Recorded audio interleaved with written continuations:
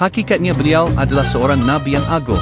Semua agama melihat kepada Daud alaihi salam dan kerajaan Daud alaihi salam, dan mereka melihat lelaki ini yang terkenal dengan ibadahnya, yang terkenal dengan dedikasinya, kerana kerja kerasnya, dan mereka melihat kepada Daud alaihi salam sebagai salah seorang Nabi dan personaliti yang hebat dan hebat.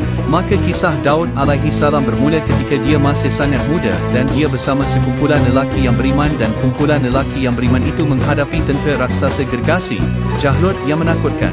Semua orang kenal Jalut, semua orang tahu betapa besarnya tenteranya dan mereka takut. Jalut bertanya, siapa yang datang menghadap saya?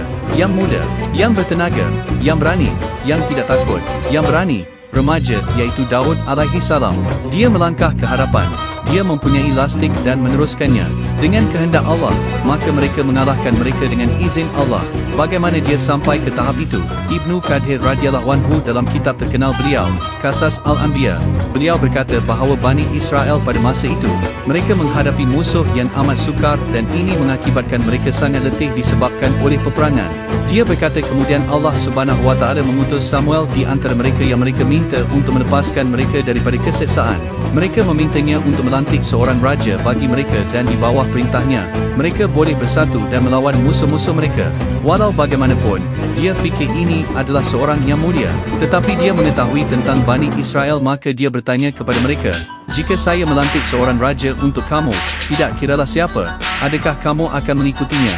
Adakah kamu akan berdiri di belakangnya? Mereka berkata, ya, sudah tentu. Dia agak yakin dan dia melantik Talut menjadi raja mereka. Dilantik dengan ketetapan Allah, Talut menjadi rajamu. Tetapi apabila mereka mendengarnya, bagaimana mungkin dia menjadi raja untuk kami? Macam mana boleh jadi? Macam mana boleh jadi Talut itu akan menjadi raja apabila dia tidak layak menjadi raja dan kami lebih layak menjadi raja? Bagaimana mungkin dia dipilih menjadi raja? Dia tidak mempunyai kerajaan, dia tidak mempunyai pengalaman, dan dia tidak mempunyai harta. Bani Israel tidak dapat menerima ini, dan walaupun mereka telah berjanji sebelum ini, mereka mula memberontak. Mereka mula menolak kepimpinannya secara mutlak. Jadi, Samuel berkata kepada mereka sesuatu. Dia berkata, saya tidak kecewa. Dia berkata, Allah telah memilih dia daripada kamu dan dia telah memberinya ilmu yang besar, tubuh yang hebat, dan kekuatan. Talut adalah dari kelas pekerja. Dia seorang lelaki, seorang rakyat, seseorang yang mereka kenali, seseorang yang mereka hargai, seseorang yang mereka tahu bahawa dia adalah orang yang sentiasa yang pertama, membantu semua orang, dan dia juga kuat beribadah. Samuel berkata kepada mereka bahawa tanda dia benar-benar menjadi raja yang dipilih untuk menyatukan mereka ialah dia akan datang bersama etabut, peti harta karun, perjanjian dari zaman Musa alaihi salam, dan apabila mereka melihat bahawa peti ini kembali kepada mereka, mereka tahu bahawa ini adalah nyata. Talut ialah raja baru mereka. Jadi, mereka berkumpul di belakang, tetapi ujian seterusnya tidak terlalu jauh. Ujian seterusnya ialah dia berkata, sekarang kita akan menghadap Jalut. Semua orang kenal Jalut. Semua orang tahu betapa cuainya dia. Semua orang tahu betapa besarnya tenteranya. Jadi, semasa mereka berjalan, anda akan terjumpa sebatang sungai, dan kamu tidak dibenarkan meminumnya. Ada panas, ada kelemahan, ada taab, ada safar, ada musafir, semua ini. Dan apabila mereka sampai ke sungai menurut Ibnu Abbas radhiyallahu anhu dan banyak lagi, ia adalah sungai Jordan. Kebanyakan mereka pergi dan mereka minum. Allah berfirman, kamu tidak boleh minum kecuali seteguk yang sedikit sahaja yang kamu boleh minum. Tetapi kebanyakan tentera itu, mereka pergi dan minum, dan Allah Subhanahu wa taala berjanji bahawa orang yang minum tidak akan memerangi Jalut. Sebaik sahaja mereka melepasi sungai dan mereka berjalan, bilangannya hanya sedikit. Daripada ribuan itu, kebanyakan mereka minum dari sungai. Kebanyakan mereka tidak dibenarkan meneruskan. Hanya lelaki yang beriman, yang benar-benar serius untuk mengikuti ta'arud dan perintah Allah Subhanahu wa taala, mereka dibenarkan. Maka, apabila mereka melalui sungai itu, daripada ratusan dan ribuan tentera itu, hanya tinggal kira-kira lebih. Tetapi mereka mempunyai ikhlas, mereka mempunyai keikhlasan, mereka mahukan sesuatu. Mereka melihat hanya ada beberapa ratus sahaja dan mereka melihat tentera Jalut, tentera gergasi, bukan sahaja Jalut tetapi tenteranya, dan mereka takut. Maka, sebahagian mereka berkata kepada yang lain, sudah berapa kali berlaku sehingga tinggalnya sekumpulan kecil yang beriman. Dengan keikhlasan, dengan dedikasi, mereka berjaya dan mereka menang, dan mereka berjaya menentang kumpulan yang lebih hebat. Dan Allah sentiasa bersama orang-orang yang sabar. Allah sentiasa bersama orang-orang yang sabar. Mereka melangkah ke hadapan dan orang-orang yang beriman dalam tentera itu. Mereka berkata, wahai Rabb, Tuhan kami, curahkanlah kesabaran kepada kami dan teguhkanlah tapak kaki kami. Kami di sini dan kami di sini untuk kekal. Kami di sini bukan untuk berputus asa. Beri kami ikhlas, berikan kami keikhlasan, berikan kami keteguhan dan berikanlah kemenangan kepada kami terhadap musuh-musuh kami, orang-orang yang kafir dalam hal ini. Jalib bertanya, siapa yang datang menghadapku dan siapa yang menghadapinya? Yang muda, yang bertenaga, yang berani, yang tidak takut, remaja yang berani. Daud alaihi salam, dia melangkah ke hadapan.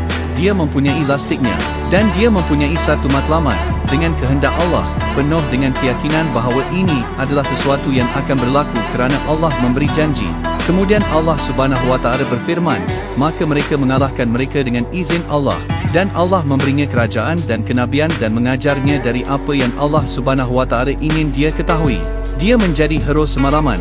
Inilah kata-kata Ibnu Kathir radhiyallahu anhu, dan dia berkata, dan Bani Israel mencintainya, mereka menyayanginya, dia masih muda, dia bertenaga, dia berani, dia berilmu, dia mempunyai kebijaksanaan, dia mempunyai keberanian, dia mempunyai dedikasi, kerja keras, mereka mengasihi dia dan mereka menjadikan dia raja mereka. Ini adalah kerajaan yang perlu diperhitungkan pada masa hadapan. Sekian ketika permulaan datang. Daud alaihi salam sangat terkenal dengan ibadahnya, yang paling dicintai siam bagi Allah Subhanahu wa Ta'ala adalah siam Daud, kerana dia biasa berpuasa satu hari dan bukan hari berikutnya, tunda. Dan hadis tersebut seterusnya, Rasulullah SAW bersabda, dan doa yang paling dicintai oleh Allah ialah doa Nabi Daud. Dia tidur separuh malam, solat sepertiga malam, dan tidur seperenam malam. Maka Daud alaihi salam pernah solat banyak qiyamul lail. Dia baca kitab Zabur. Dikatakan bahawa Daud alaihi salam akan membaca kitab Zabur dengan suara yang paling indah. Ada yang mengatakan dalam 70 suara yang berbeza, dalam 70 gaya yang berbeza, dalam 70 bacaan yang berbeza. Bahkan, ketika Daud alaihi salam membaca Zabur, Allah Subhanahu wa Ta'ala berfirman, dan sesungguhnya kami telah memberikan kurnia yang banyak kepada Daud, dan keberkatan yang banyak. Apa? Dia berkata, hai gunung, apabila kamu mendengar Daud membaca Zabur kalam Allah Subhanahu wa Ta'ala, wahyu, wahai gunung, ulangi pujian bersamanya dan juga burung. Gunung-gunung pun mendengar, gunung ganang mengulang selepasnya, gunung ganang sedang berzikir, burung-burung pun berhenti dan berzikir kepada Allah Subhanahu wa Ta'ala. Daud alaihi salam adalah seorang alim, tetapi dia juga seorang lelaki. Dia seorang yang kuat bekerja, dia ada untuk membantu, dia terkenal kerana, anda tahu, mempunyai pengetahuan ini. Allah mengajarnya bagaimana menangani besi dan cara melentur besi dan dia sangat kuat. Dia tidak memerlukan api. Dan dia membuat perisai yang paling cantik dan paling berkesan. Sesungguhnya Nabi Allah Daud alaihi salam hanya makan dari kerja kerasnya, dari kerjanya sendiri duit susah payah. Dia seorang pemimpin, dia seorang raja, tetapi dia seorang abid dan dia seorang pekerja. Allah Subhanahu wa Ta'ala berfirman, dan kami kuatkan kerajaannya dan kami berikan kepadanya hikmah dan pertimbangan yang baik. Maka Daud alaihi salam terkenal dengan keadilan. Orang ramai mengetahui bahawa jika mereka pergi kepada Daud alaihi salam untuk menjadikannya hakim, Daud alaihi salam akan menghakimi dengan adil dan ia hampir selalu berlaku. Tetapi ada satu kes apabila dia tidak dan ia disebut dalam Al-Quran.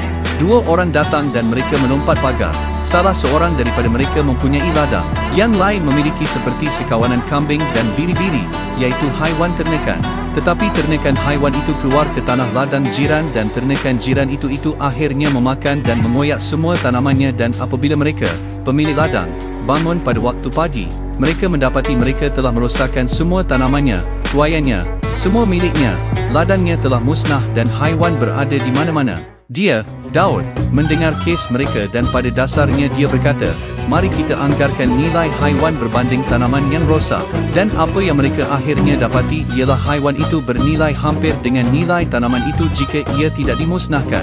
Jadi pada dasarnya dia berkata, Tuan B, iaitu pemilik haiwan ini, sebagai balasan untuk haiwan anda yang merosakkan tuaian, tanaman jiran anda, petani, pada dasarnya kamu perlu berikannya haiwan kamu. Kamu akan memindahkan hak milik haiwan itu. Kes selesai. Petani itu sekurang-kurangnya bersyukur bahawa keputusan telah dibuat tetapi dia tidak tahu apa yang perlu dilakukan dengan haiwan ini. Dan kemudian lelaki itu, gembala yang perlu menyerahkan semua haiwannya sangat terganggu seperti ini adalah segala-galanya. Ini adalah segala-galanya yang saya miliki. Sulaiman alaihi salam iaitu seorang pemuda, seorang anak, seorang Nabi Allah, sedang duduk di belakang mahkamah. Dan dia berkata, ayah, jika setuju saya boleh mengemukakan cadangan. Dia, Daud, berkata, sudah tentu, apa yang kamu cadangkan? Sulaiman alaihi salam berkata, seorang petani tidak tahu apa-apa tentang menternak haiwan. Walaupun gembala di sini dalam situasi ini akan ditinggalkan tanpa apa-apa, mungkin jatuh ke dalam kemiskinan, akan mengembangkan banyak perasaan tidak selesa dalam hal itu, dan apa yang akan berlaku kepada keluarganya dan ia akan menimbulkan lebih banyak masalah. Inilah penyelesaian saya. Petani akan dapat haiwan gembala manakala gembala perlu memulihkan ladang dan susunan ini, ia akan bertahan selama yang diperlukan oleh gembala untuk membaiki dan memulihkan ladang. Lagi cepat dia memulihkannya, lebih cepat petani mendapatkan semula ladangnya dalam keadaan baik, lebih cepat gembala mendapatkan semula haiwannya. Semakin lama dia mengambil masa, semakin lama dia tidak mempunyai haiwannya. Apabila Daud alaihi salam mendengar cadangan itu, dia berkata, itu adalah cadangan yang menakjubkan. Itu adalah cadangan yang luar biasa. Daud alaihi salam memimpin Bani Israel dengan adil, dengan betul. Dia membawa balik keamanan dan kedamaian Bani Israel dan keadilan dan ketertiban kerana mereka terlepas selama berabad-abad dan kemudiannya adalah zaman Daud alaihi salam meninggal dunia. Dan Daud alaihi salam meninggal dunia pada usia 100 tahun. Pada asalnya, 60 tahun. Dari mana datangnya yang lain? Ingat kisah Nabi Adam alaihi salam. Ketika Allah Azza wa Jalla lalu di belakang Adam dan semua keturunan Adam muncul di hadapannya dan Adam alaihi salam melihat semua keturunannya, semua anaknya dan dari kalangan anak-anak itu, dia melihat satu dengan lampu tambahan di atas dahinya. Maka dia bertanya kepada Allah, ya Allah, siapakah itu? Maka Allah berfirman kepadanya, itu salah seorang anakmu yang bernama Daud. Dia bertanya kepada Allah dan dia berkata, ya Allah, dan berapa lama dia hidup? Maka Allah Azza wa Jal berfirman, 60 tahun. Maka dia berkata, ya Allah, berikan dia 40 tahun dari umurku. Maka Allah Subhanahu wa Ta'ala memberikan Daud alaihi salam 40 tahun dari tahun Adam alaihi salam. Dan Daud alaihi salam, dia seorang yang mempunyai kualiti cemburu yang teruk terhadap keluarganya. Dan apabila Daud alaihi salam keluar dari istananya, dia selalu mengunci seluruh istana. Dan itu istana tidak dibenarkan dibuka sehingga dia kembali. Pada suatu hari ketika isteri-isterinya berada di halaman istananya, mereka melihat seorang yang tidak dikenali di situ. Mereka terkejut, siapakah orang asing itu? Mereka berkata, wallahi, sekiranya Daud mengetahui tentang itu, dia tidak akan berehat sehingga dia menjatuhkan lelaki ini.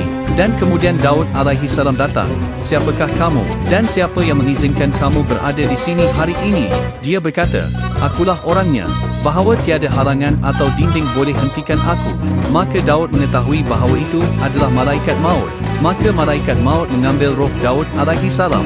Kabarnya dalam jenazahnya untuk mengusung jenazahnya ke kubur, ada berpuluh ribu orang. Dan bukan itu sahaja, burung-burung juga datang. Dan apabila burung datang, Sulaiman alaihi salam mengarahkan mereka. Sekarang ini adalah matahari. Ini adalah salah satu arahan pertamanya kepada burung. Kabarnya hari ini adalah hari yang sangat panas. Tiada awan, tiada angin, dan matahari bersinar seolah-olah seluruh ciptaan sedang berkabung. Dia menyuruh burung itu membuat penghalang antara manusia dan matahari. Jadi mereka hanya berlegar-legar dalam kumpulan besar, berlegar di atas. Dan mereka menciptakan naungan bagi orang-orang yang sedang mengebumikan Nabi Daud alaihi salam. Dan ketika skim Nabi Sulaiman alaihi salam dikirap sebagai Nabi, Allah Subhanahu wa Ta'ala berfirman, sesungguhnya Sulaiman mewarisi Daud dalam dua perkara, dalam kerajaannya dan juga dalam kenabian.